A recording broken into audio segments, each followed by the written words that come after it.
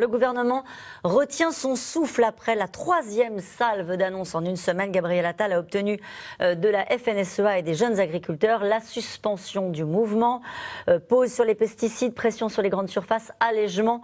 Le principal syndicat agricole parle, je cite, d'avancées tangibles. Pendant ce temps-là, une en Conseil européen face à la colère dans plusieurs pays d'Europe.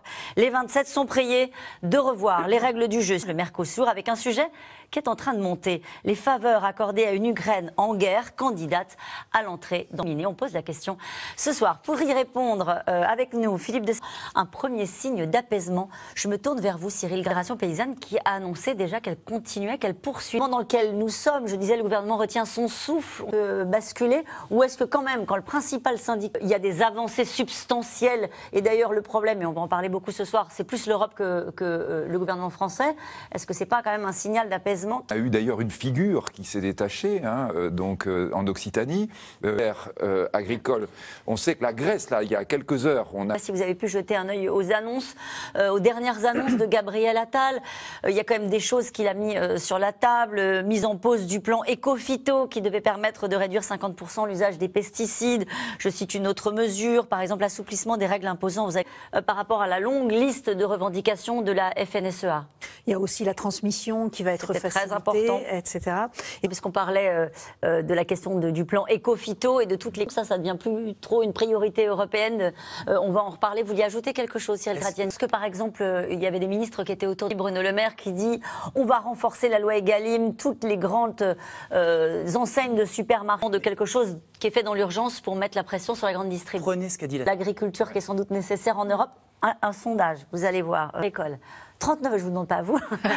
Si vous voulez répondre à mon sondage environnemental, qu'on n'exige pas de produits. D'ailleurs, Gabriel Attal et Emmanuel Macron se sont répartis, puisque l'un s'exprimait à Paris et l'autre à Bruxelles. Troisième salve d'aide, je le disais, en une semaine pour Gabriel Attal, et peut-être l'ébauche d'une sortie de crise avec la FNSEA et les jeunes agriculteurs qui appellent à suspendre le mouvement, mais dénoncent la surdité des instances européennes. C'est bien à Bruxelles que la pression monte désormais, avec 1000 tracteurs qui se sont invités au Conseil européen. Léo Seu écrit que ce mouvement est en train de se terminer, Cyril Gratiani.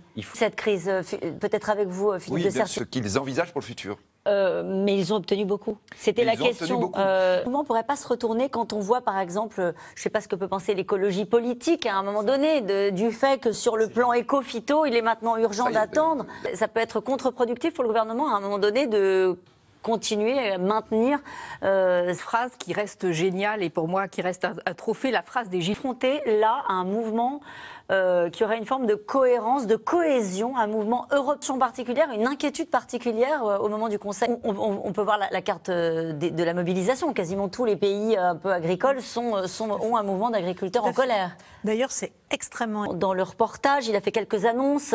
On va l'écouter d'ailleurs, notamment sur le traité de libre-échange, le Mercosur. Dans les deux sens, en fait. C'est pas seulement l'accès à notre marché, c'est l'accès au... C'est un sujet qui est revenu sur le devant de la scène, alors qu'à l'époque du Green Deal, c'était pas un sujet. C'était plus les Européens, de vraies contradictions et des points de vue qui... Emmanuel Macron qui dit j'ai obtenu, il dit voilà, j'ai obtenu 4% des jachères, qui était vraiment une revendication des agriculteurs français. Et alors là, il a parlé aussi d'une mise en place d'un Egalim européen. Alors là, ça entre les producteurs et la grande distribution, ce qu'on a fait au niveau français. Il dit on va le faire au niveau européen. Mais ça, est-ce que c'est pas pour se défausser justement en disant que la difficulté... Julien, l'agriculture française pourrait-elle se passer de l'Europe, et si oui, pourquoi pas le faire? Alors là, c'est sûr que non. C'est sûr que non.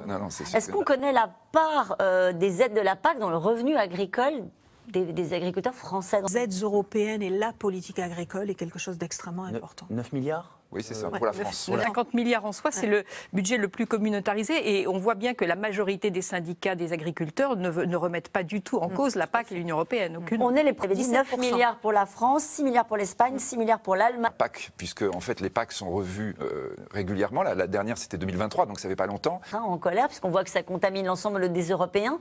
Mais est-ce que collectivement, on réfléchit au modèle, depuis qu'on s'est rendu compte que l'enjeu, vous l'évoquez très souvent sur notre plateau, Philippe de Sertine, changement de modèle, c'est une histoire d'argent. Et est-ce que l'Europe va mettre à un moment donné le paquet pour financer cette parce que si elle l'est, elle doit vous faire gagner de la valeur. Et l'activité normale, puis vous avez de l'information dans la... Vous financez une transition écologique et un modèle vertueux, on vous fait des taux préférentiels. Et si l'humeur des Européens était en train de changer sur un dossier qui est lié à notre discussion ce soir sur l'Ukraine. En tout cas, les agriculteurs sont passés de la solidarité ukrainienne élevée dans des fermes-usines qui est, je crois, 3 fois moins cher que le poulet. Une concurrence jugée naturellement déloyale par les agriculteurs. Laura Rado et Ilana Azinko. Et c'est exactement ce que disent, c'est vraiment ce qu'on a vu. Commencer à contingenter, mais on garde quand même effectivement l'exemple. Pascal Canfin qui essaie de trouver il n'est pas facile à tenir le discours politique des Ukrainiens et en même temps la solidarité aussi vis-à-vis des agriculteurs français. Ayant la problématique des agriculteurs français, Regardez cette question, cette remarque de Robin. Ukrainien, on peut quand même dire que les Européens se sont mis d'accord sur une aide de 50 milliards. Vous voyez, comme autrefois, comme si 90% des gens vivaient... Il y a dans une bascule quand même là, Marion. De quel point de vue? Sur l'opinion, vous voyez, ces questions-là, pardon, sans juger la personne qui nous l'envoie, puis sans succès militaire très saillant, visible sur le terrain par les Européens. Une inquiétude européenne. Une inquiétude sur la véritable. Suite. Et c'est raison avec même des responsables militaires européens qui s'inquiètent des ambitions peut-être de Vladimir Poutine, fermées notamment sur les pays baltes. Et on sent une inquiétude européenne des militaires sur ce sujet-là. Et le fait que la fatigue des opinions européennes en disant en gros les Russes ne comptaient pas sur notre fatigue et notre désunion d'une certaine manière. Oui, et de la question énergétique.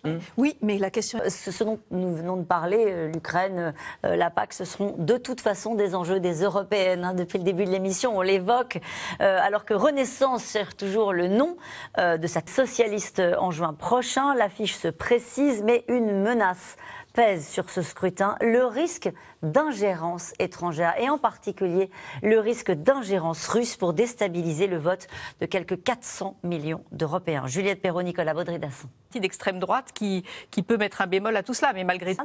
Et il dit, il y a des élections européennes en juin, nous avons besoin d'un nouveau Parlement, il faut trouver des nouveaux chefs. Donc clairement... Comme s'il était le peuple plus que les... Est-ce qu'on peut réellement intégrer l'Ukraine? Est-ce que c'est une économie... On peut peut-être se souvenir que clairement la CIA à l'époque avait affirmé que l'élection de Trump avait été faite aussi grâce aux ingérences.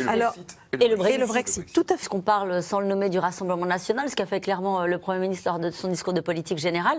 Est-ce qu'il sait sur un sujet comme celui-ci d'avoir ce réflexe qui est celui du RN depuis toujours? Là, ils ne peuvent pas dire c'est la faute de Bruxelles, le Rassemblement national. Et surtout... C'est les subventions, oui, mais sauf que... ce sont les aides. Oui. Est-ce qu'il y a une tête de liste du côté de Renaissance pour les Européens? C'est que ce sujet des agriculteurs que nous évoquons depuis le début de l'émission va peser sur ce scrutin, ouvert une brèche, comme vous nous le disiez, sur la question écologique, sur la question de l'Ukraine. Non, il n'est pas arrivé depuis des années que vous ayez le blocage du pays par les agriculteurs. Qu'il y a un vrai débat de fond. De l'émission, de cette reconnexion entre la population. C'est jaune, parce qu'il y a quelque chose. Et il revient. Ce syndicat précédent. On a des pommes polonaises plutôt que des pommes françaises dans les... 3h50, d'ailleurs, je vous précise que pour revoir C'est dans l'air, c'est désormais possible sur France Info, canal 27, à 21h tous les jours. Et il est l'heure de retrouver Anne-Elisabeth Lemoine. Bonne émission à vous. Demain, vous retrouvez Axel de Tarlé en direct dès 17h30 pour un nouveau C'est dans l'air. Très belle